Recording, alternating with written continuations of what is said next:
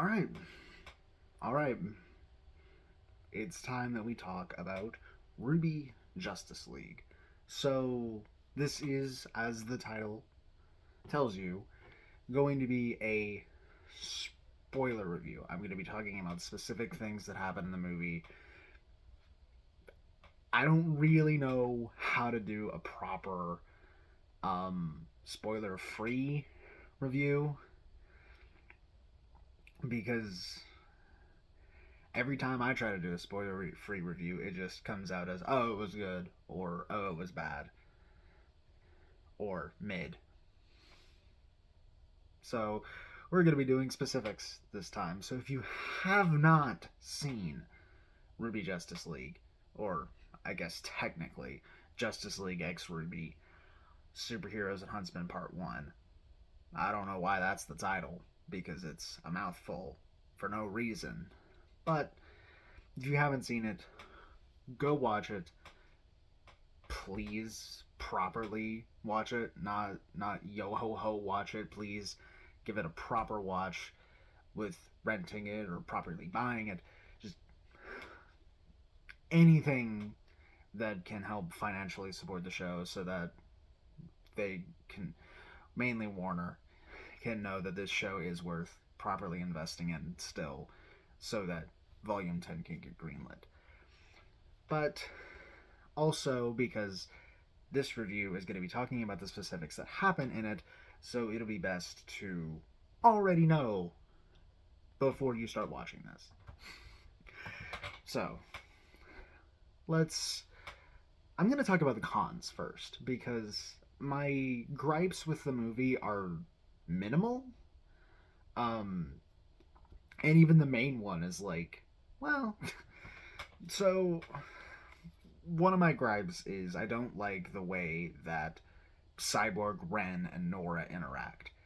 It feels like very unnecessary conflict, and it almost feels like they're teetering on a weird, like, potential, like, love triangle thing that does not make sense. It doesn't work. It's very it's just like manufactured conflict. It doesn't make sense. It doesn't work. It's something that they could have just entirely left out. And I think it would have been better if they left it out. Speaking of Cyborg, though, Cyborg and Vixen don't really have big roles to play in this movie. They kind of just exist, and while I do like most of their characterization, they don't do much. They're just kind of there so that we have a full 7-member league. Um, I feel like part two will remedy that, though. I feel like part two is going to give us more development on the characters that did not get as big of a focus in part one. Um, Flash also is a concern for that, but Flash makes sense because for most of the movie, Flash is possessed by the villain Kilgore. Uh, so it makes sense that he doesn't have like much of his actual character in existence or in presence, something like that. It makes sense that that's not something that's really prominent because he himself is not in control. It's Kilgore that's in control. And part two is probably going to remedy that as well. So that one is not so much of a criticism because I understand why that's the case. It makes sense. Um,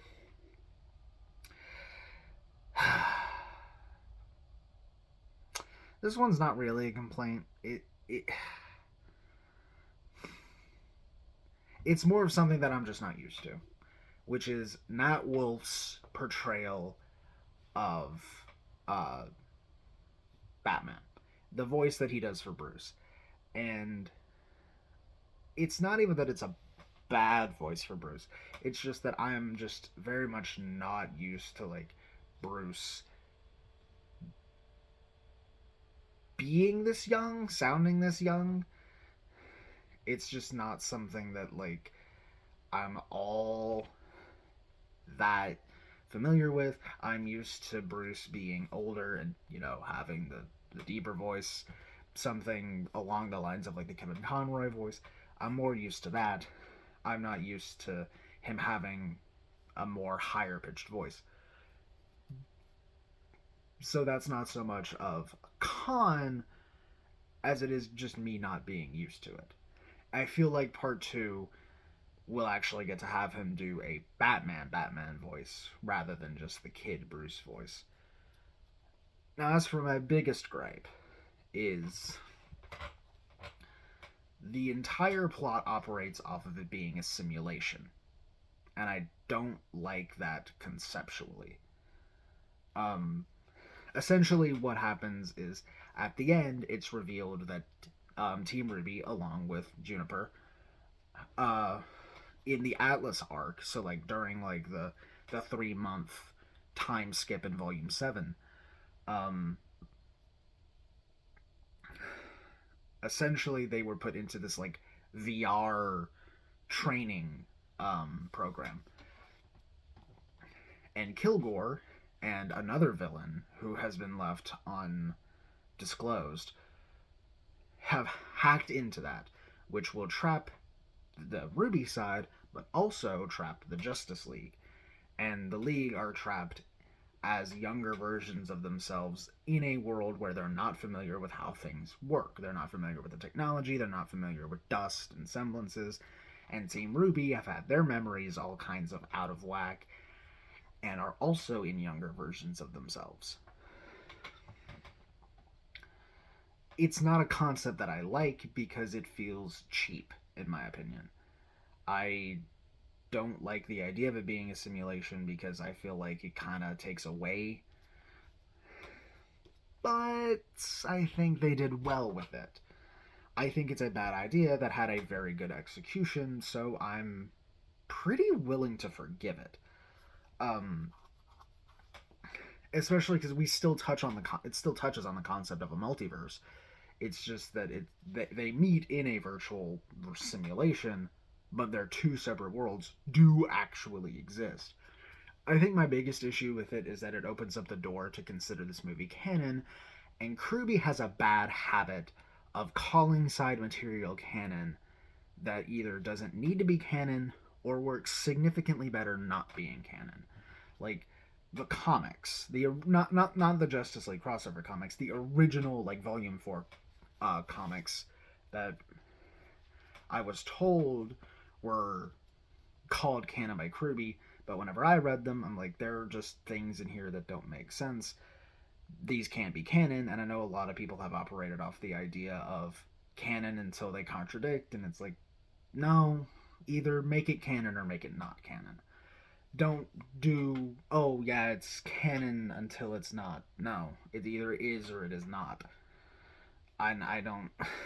There's just inconsistencies with it, like Ty seeing off Team Ranger, that just didn't happen. There's Raven is mischaracterized, Willow's mischaracterized, even RWBY at some point. That's a tangent for a different day. But Ice Queendom was called canon adjacent, which is just not a term that exists. There's no such thing as canon adjacent. And when it was explained to me that it's a story that might not be canon, but it's something that could happen, and it's like, yeah, that's why it's a RWBY story and not something else. You can just say non-canon RWBY story. You don't have to say a word that does not exist. So it's like I don't like the way that they're like, oh yeah, this side material's canon. No, if it works better non-canon, say it's non-canon. Like Ice Queen, it's just not canon. The comics, I don't care that they said they're canon. They don't work as canon. So that's the way that I view this movie, is that it's non-canon, and I don't like that the VR thing makes it to where it could be canon.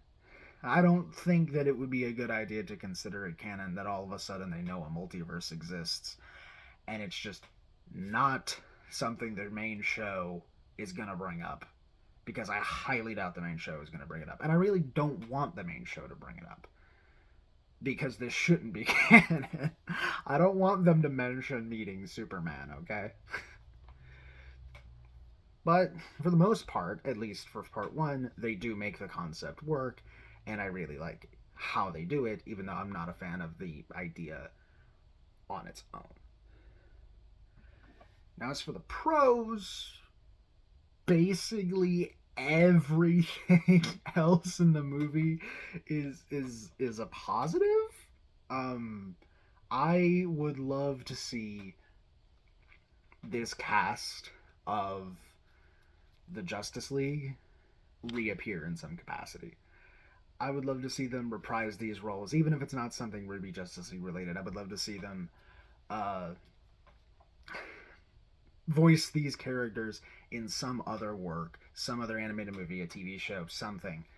In particular, Chandler Riggs Superman, Natalie Allen Lind, I always mess her name up, I'm sorry, as Wonder Woman, and Jeannie Torrado as Green Lantern. Those, I think, are the standout voice performances in the movie.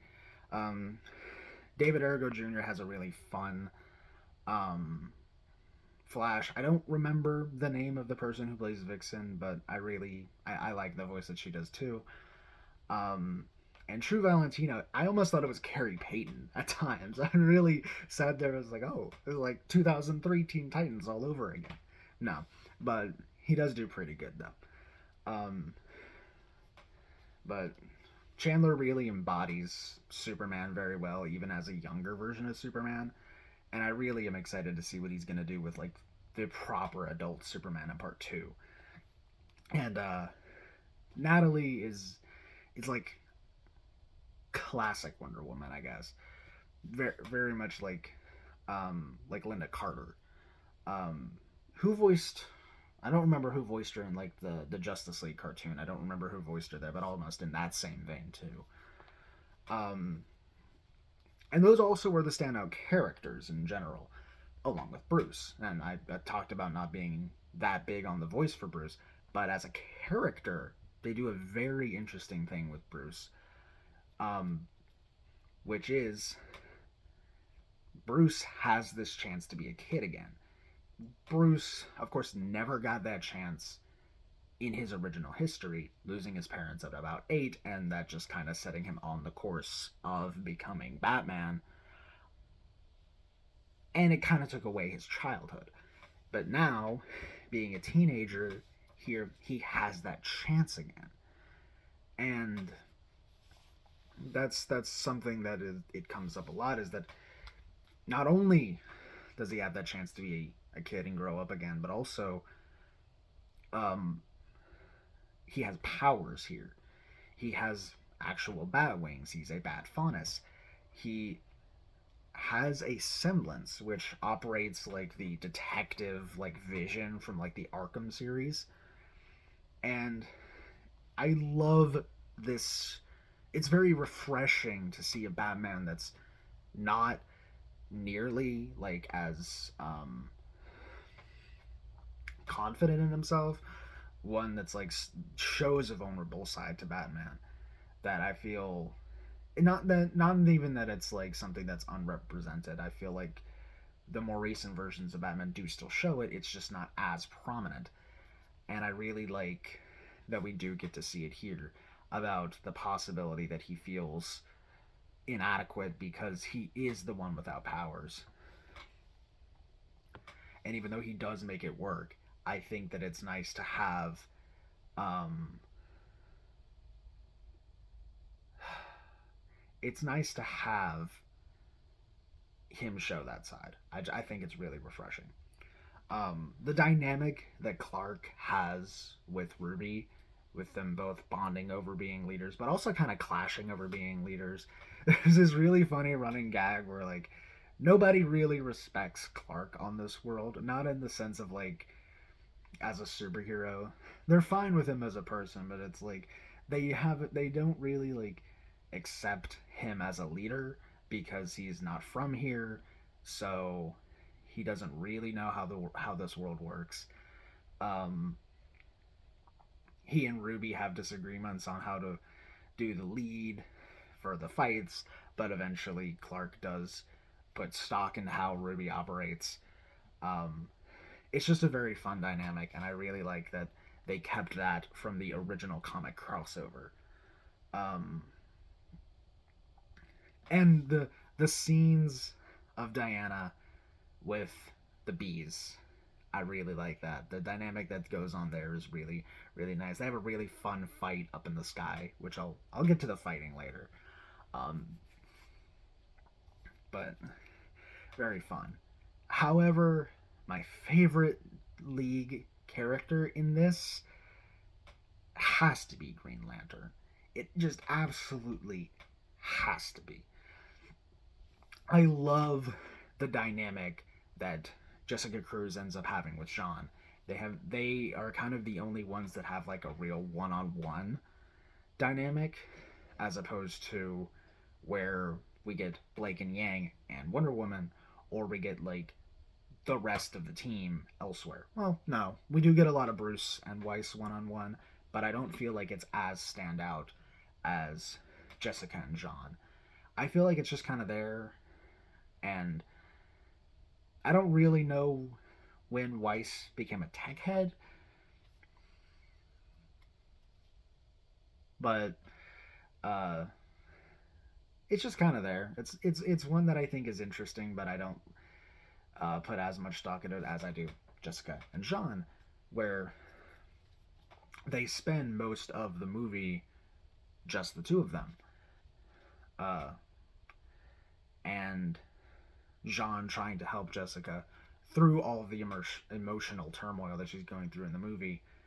And my favorite scene, not just of those two, not just of Jessica, but of the entire movie, is when Jean finally helps her get to her like highest point, and she's able to access her semblance, which is to create the lantern constructs without the ring. She doesn't need the ring in this world, and Vixen doesn't need the necklace in this world. Their semblance is just to use their powers without them.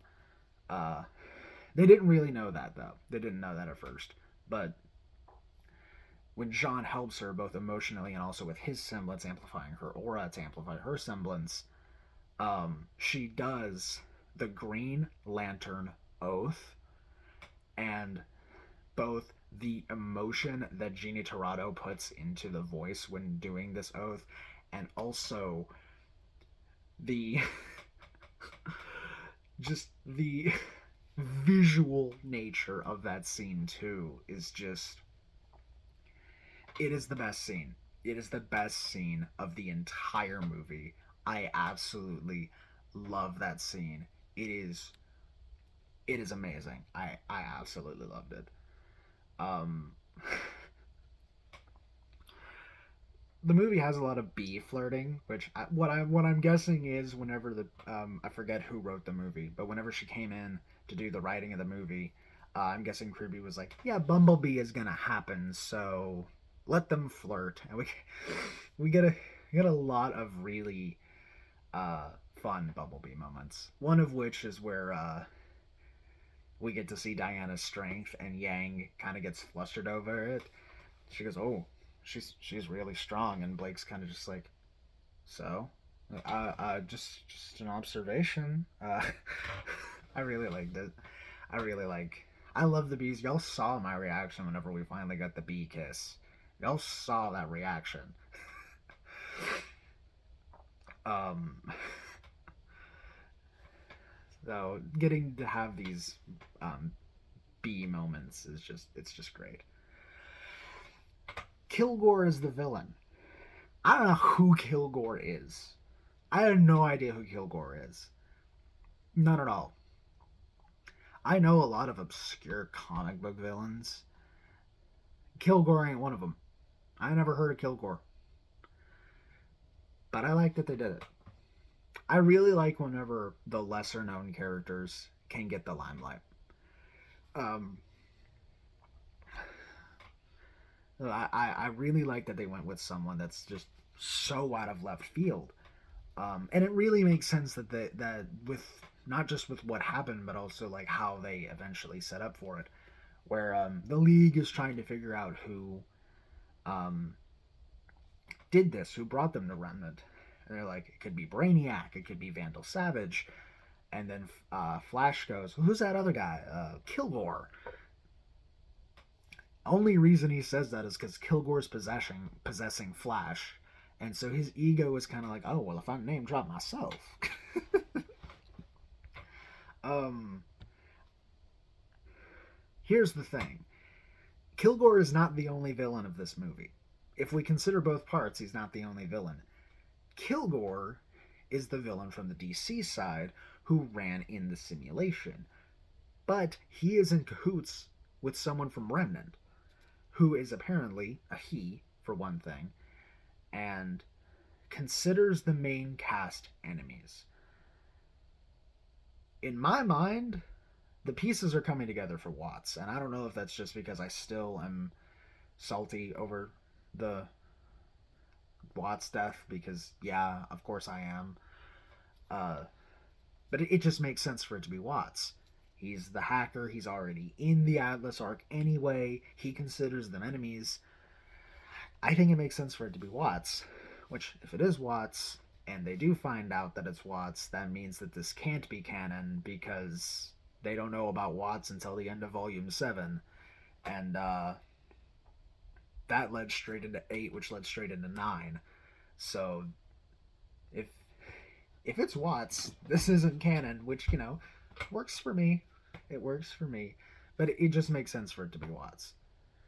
Unless, of course, it's the off chance that somehow, some way, Dr. Merlot is the one that's here, and that would be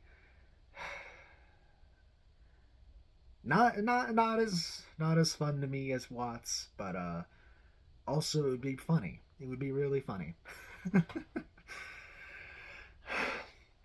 Movie's got a lot of good humor. It's got a lot of good humor, especially the meta humor, where the Justice League they really don't know how the magic system on Remnant works.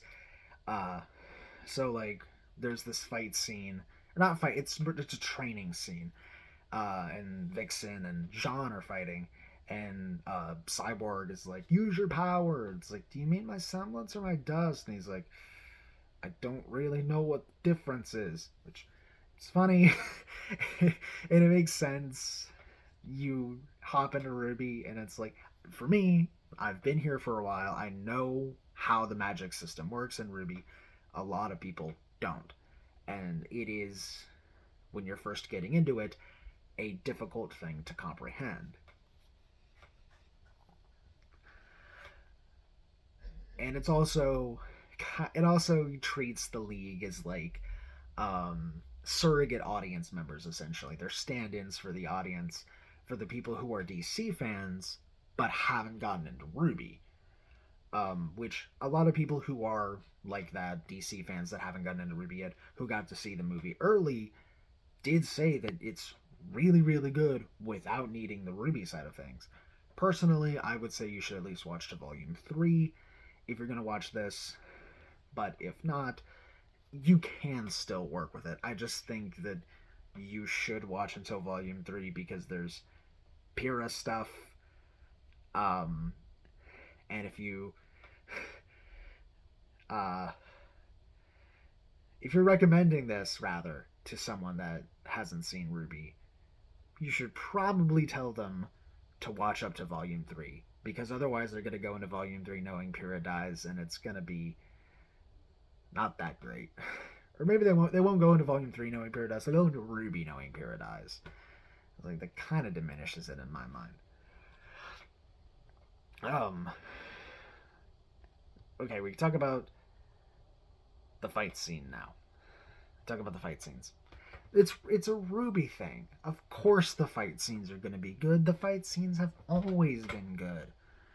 But some of my favorites, like the airborne flight that I was talking about with Yang, Blake, and Diana, that was just a really, really, really good fight. It was just really fun. Visually, getting to see Yang be a pilot was really fun. But also just the way that Blake and Diana kind of bounce off of each other during the fight is really cool.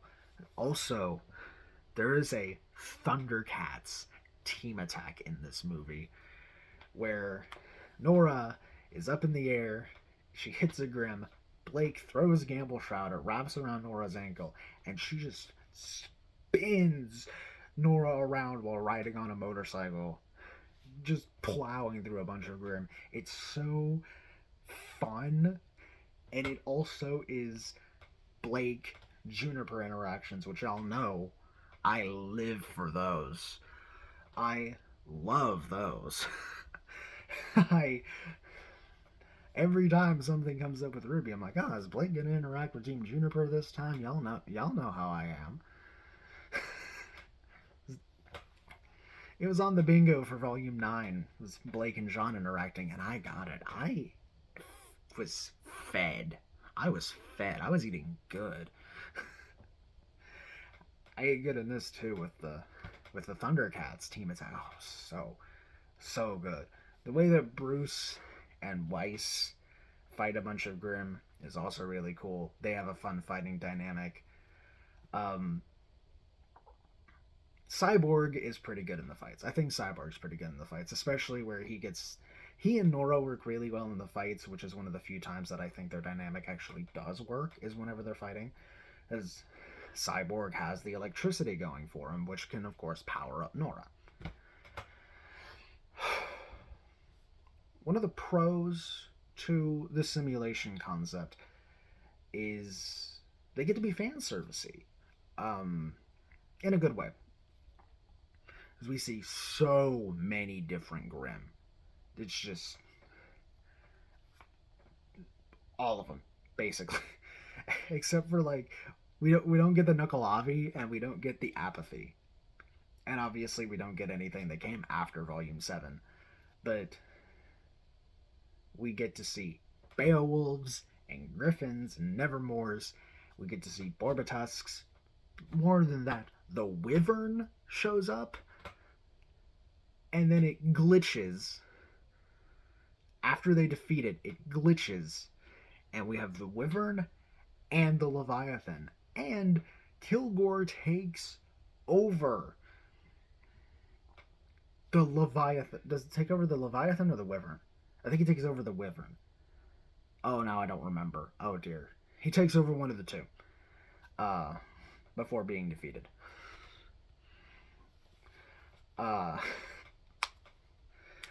It was really cool to see them again, especially getting to see the Wyvern and the Maya engine. Oh, yes.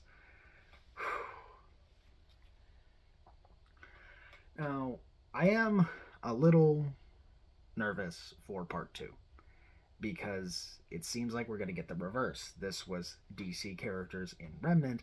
I feel like we're going to get RWBY characters in the DC universe, which I'm not as big of a fan of the reverse concept, which is part of the reason that I haven't read the next crossover comic line.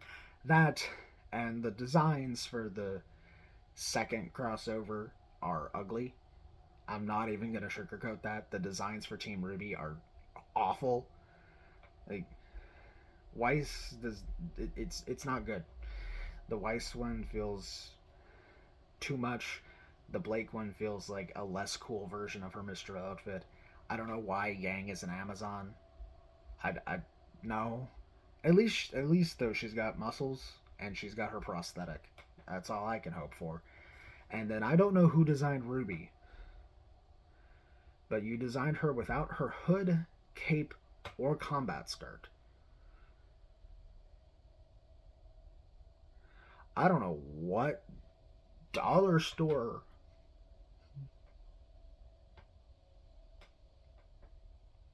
green maple leaf they were on making the designs for the DC slash RWBY crossover designs, but they needed like 10 more revisions and 50 peer reviews uh, before being allowed to go ahead because those designs are bad.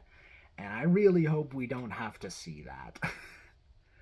I really hope that part 2 of the movie does not let us see those. I really hope that if we see RWBY go to the DC universe, that they'll have new designs. If they're going to change designs at all, I hope that they get new designs that aren't like the comic designs, that are significantly better. Also, I hope Aquaman is in part two, because he is the one League member from the original crossover that's not in this because Vixen takes his place. And man, that is my boy.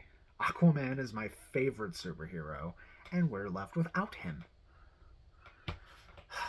I really hope we get to see him in part two, though. I would love to see Aquaman in part two of this movie. If we're going to the DC world, which I imagine that we are, which I find it interesting that we're gonna that if that's the case, then we're gonna have the RWBY villain in the DC side of it, whereas the Remnant side of it had the DC villain. It's interesting. There are a lot of interesting choices in this movie, most of which are good. This movie is a solid 8 out of 10. I'm really happy that it's this good, and I'm very excited for what part 2 is probably going to bring for the most part. Um, man, I need to know when part 2 is going to happen because it's so good. I